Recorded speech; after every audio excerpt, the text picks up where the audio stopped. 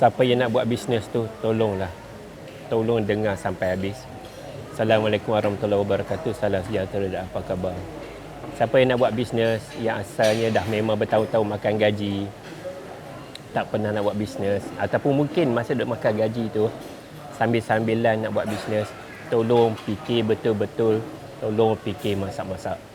Once dah kita selangkah je masuk ke dalam dunia bisnes, never turning back. Tu kena ingat sampai bila-bila. Apa faktor yang mengatakan bisnes bila dah masuk no turning back?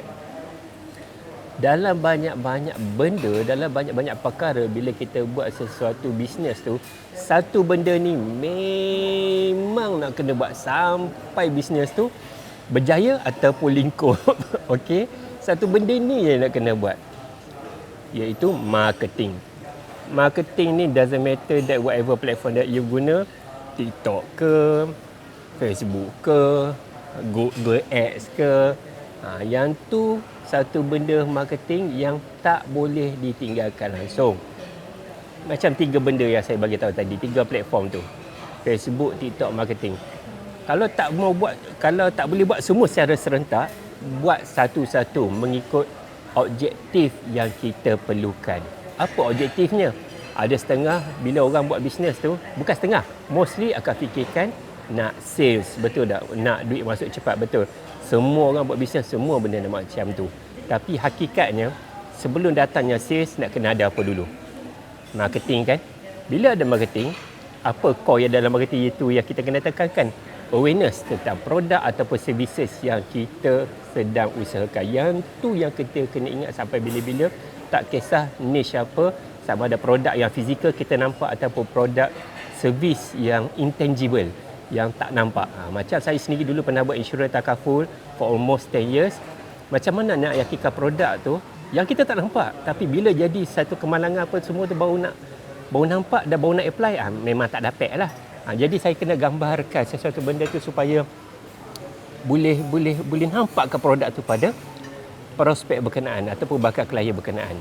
Itu bagi produk yang intangible. Produk yang nampak, terang lagi bersuluh lah. Kita kena terangkan USP ataupun value terhadap produk ataupun produk tu lah, yang servis yang kita buat tu. Yang tu kita kena ingat sampai bila-bila. Meaning to say, whatever that we want to do in business, tolong fikir betul-betul, tolong berhati-hati. Saya bukan nak menakutkan. Once kita dah melangkah masuk dalam dunia bisnes, benda yang kita tak boleh nak tinggalkan, hari-hari kita nak tinggalkan selain kita dah ada produk, kita ada servis, satu benda ni kita kena buat adalah marketing. Sampai bila-bila kita nak kena buat. Dan tips terakhir, bonus saya nak kongsikan dekat sahabat-sahabat semua, di mana bila kita buat marketing, first, setiap platform yang saya bagi tahu tadi, yang 3 tu, Facebook, TikTok, Google Ads, fikirkan apa objektif kita tu. Okey, gunakan platform tu based on apa yang kita nak daripada platform tersebut. Okey, ni saya bagi tahu bonus dia, di mana kalau you nak fokus kepada motor awareness semata-mata, nak cari customer, fokuslah dekat Facebook, media sosial lah kan, Facebook dengan TikTok. Okey, kalau nak yang evergreen, yang bertahan lama, yang di mana prospek atau bakal pelanggan tu mencari produk ataupun services kita tu, gunakanlah Google.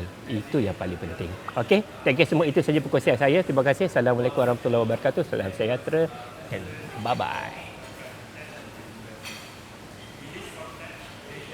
Dah lah, aku dah stop lah. Okey.